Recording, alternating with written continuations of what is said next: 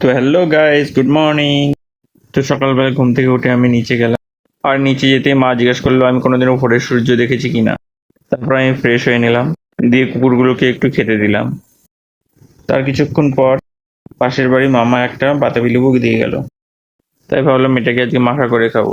তারপর আমি মশা মারতে কামান নিয়ে আসলাম, তারপর ধীরে ধীরে লেবুটাকে কাটতে লাগলাম। তারপর ওগুলোকে ছুলে বাটির মধ্যে রেখে দিলাম। তো একটু স্লো মোশনে দেখুন কেমন লাগছে।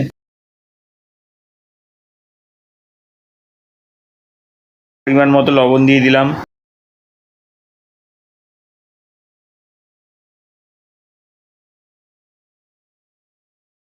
তারপর সামান্য একটু চিনি দিয়ে দিলাম।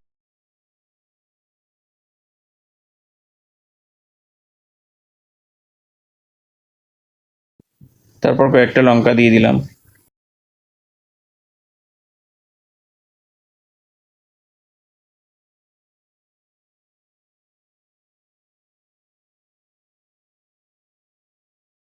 ঝরে পড়ে গেল, ঝরে পড়ে গেল, দেখুন ঝরে ঝরে ঝরে।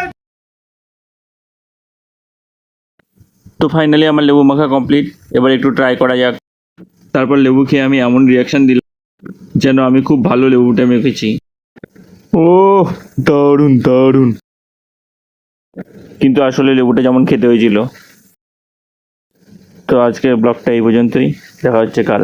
টাটা।